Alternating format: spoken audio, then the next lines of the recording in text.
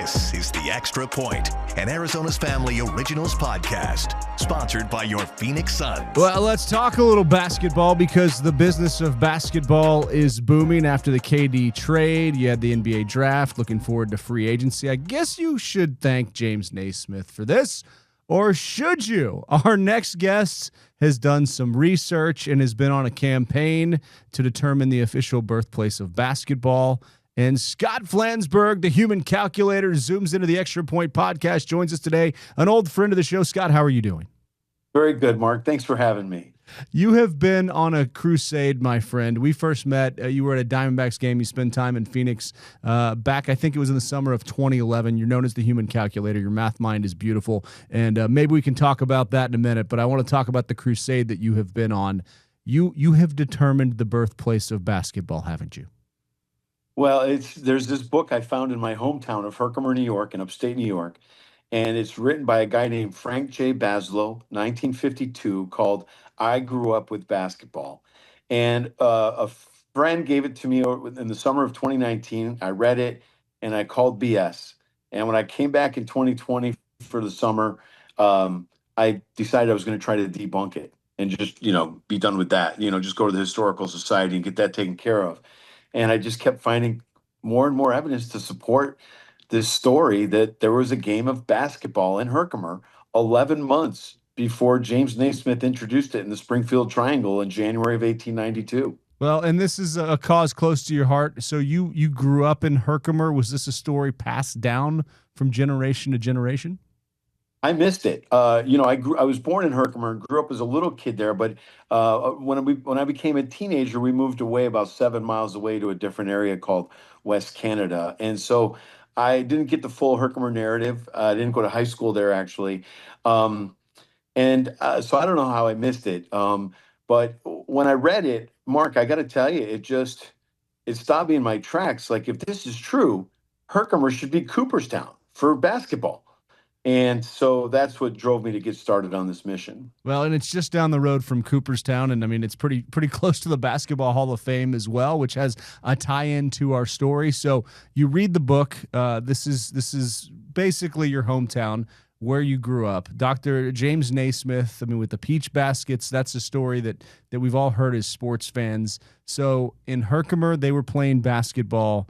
And did James Naismith, did he make a visit through there? How did the game evolve from the original game in Herkimer to where we are today?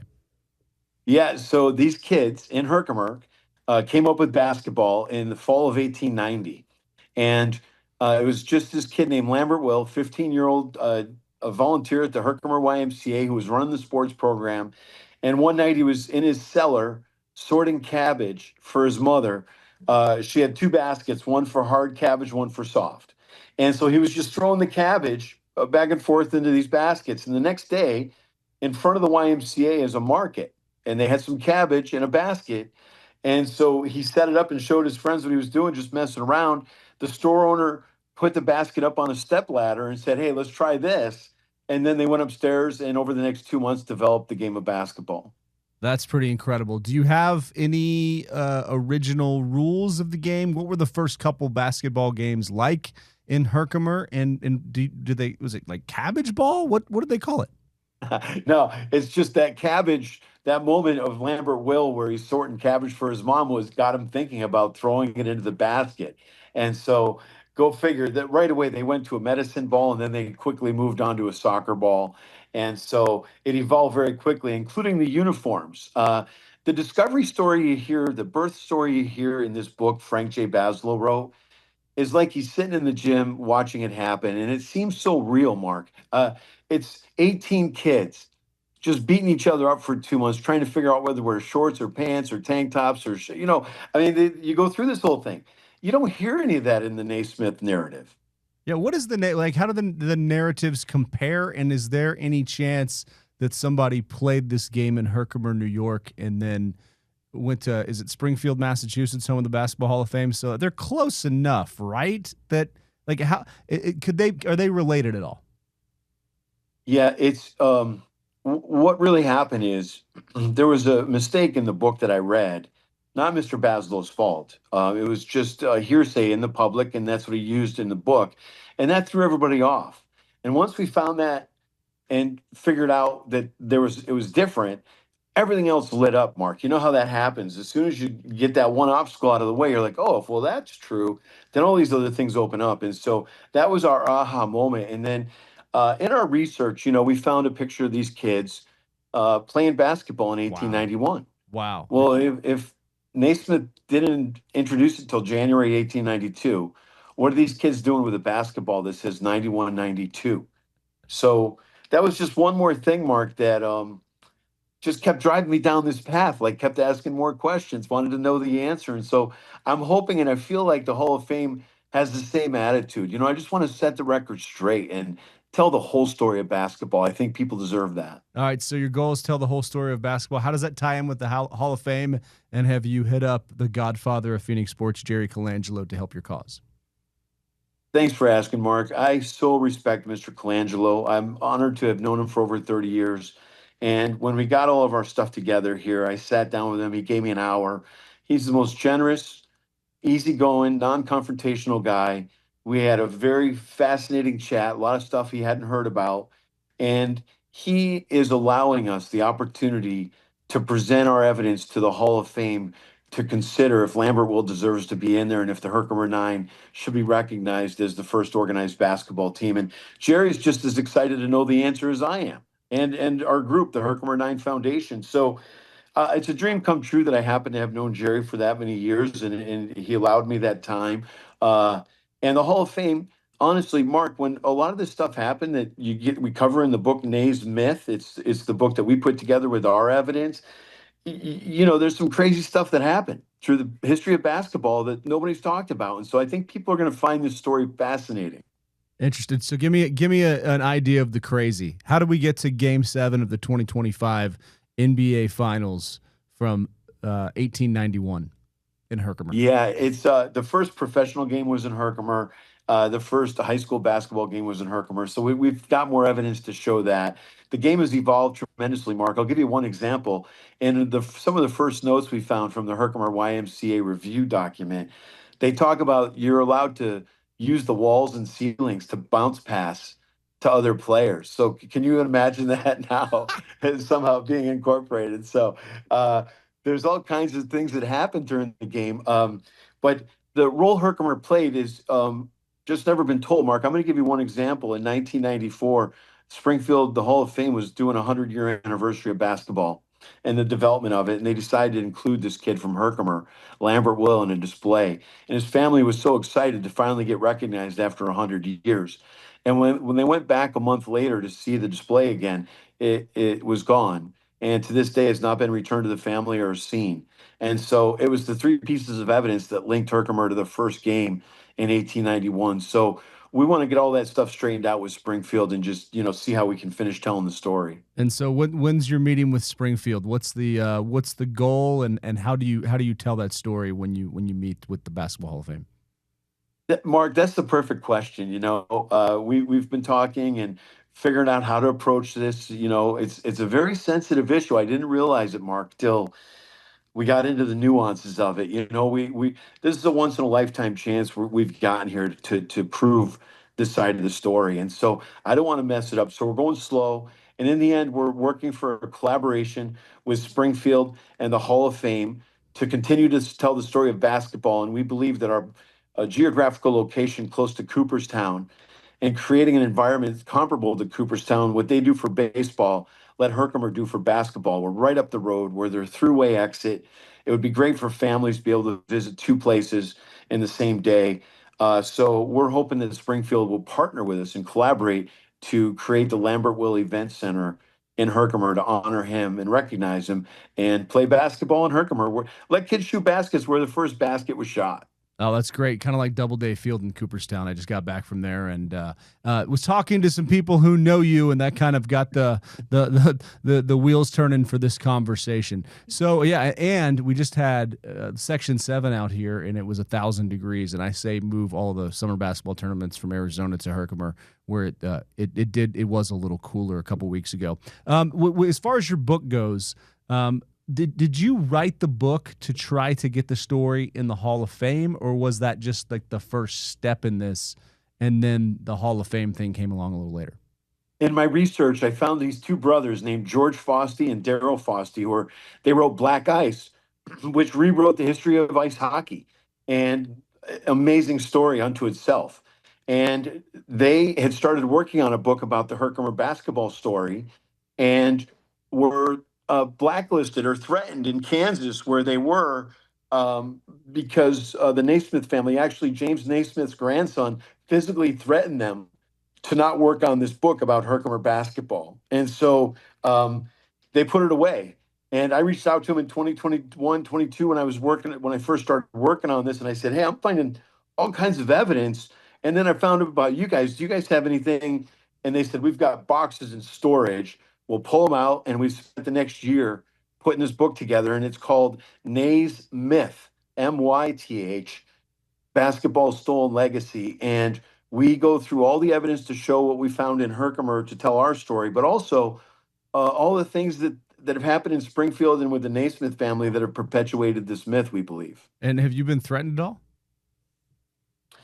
No, it's weird, Mark. I mean, I know it's a big business and stuff, but I don't know. Maybe it's just the right time in our history where people just want to know the truth and set the record straight. And it's not just happening in basketball, but, so I'm excited for this opportunity. And here's what's weird, Mark. You know me from Phoenix, and I was all about the number 9. Had a discovery about the number 9 on 9/9/99 with Alice Cooper at the Arizona Biltmore Golf Course. Freaked me out on the 18th hole. Wrote a book about the number 9. And then I've come back to Herkimer to work on this. And in my research, the first thing I learned is that the name of the first team, Mark, the first ever organized basketball team, was called the Herkimer 9 because it was a baseball team of 9 guys. And so here I am all about the number 9. And then it turns out the first team was called the Herkimer 9. So these types of coincidences just kept happening where it just kept driving me to figure this out. Wow. It was like 4-on-5. They have all-time offense. What do you know how that they were deployed? Was there like a wall guy? 9 was 3-3-3, and you had to stay in your position, and you weren't allowed to run with the ball. That's why dribbling was a big deal that was invented down the road. And I mean, I think people are going to be fascinated to hear the evolution of all these things we just take so for granted with the game of basketball right now. No, absolutely. When it comes to your own personal story, so you spent a lot of time in Phoenix. You spent 30 years here, moved back to upstate New York, and we see on your shirt, we see on your hat, the Herkimer Originals. You're now a sports owner? Yeah, the semi-pro basketball league called the American Basketball Association. The red, white, and blue ball that was around in the 70s that was sold to the NBA was relicensed to a guy named Joe Newman in 2000, and he restarted the ABA. And now there are over 100 teams across the country. And the Fosty brothers told me about it. So I got a franchise for Herkimer to help tell our story. And I was in Phoenix the day that Joe Newman from the ABA called me, and I was playing golf with Alice Cooper. And he'd been listening to my story for years. And I got off the phone and I told Alice, I own a semi-pro basketball team for Herkimer. And he goes, you got to call them the Originals because you had the first game, first rim, first net.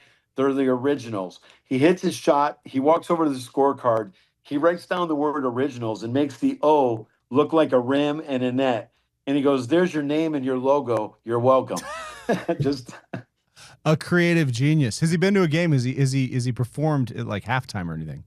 Not yet, but he's been here several times performing in Utica, next door in Syracuse and Albany. And he's come to Herkimer and played golf and met a lot of the players and the coaches. And so it's a dream come true, man. I mean, we're hoping, in the ABA, Mark, every home team gets one extra roster spot for a celebrity for each home game. So we're hoping Alice will be one of the first ones, and we do it this year. Oh, that'd be so fun. I might have to see if I can get on a flight, or get our old intern Crystal Stone from up there in Albany to go over and cover that game, because that'd be fantastic. Just give him some short shorts like back. Was it Coronado High School back in the day? School's up for summer. We're gonna have to research that. Hey, but when I first moved to Phoenix, Alice and I would shoot baskets at the Village at 44th and Camelback. Wow. He was a baller. He could shoot it. Wow.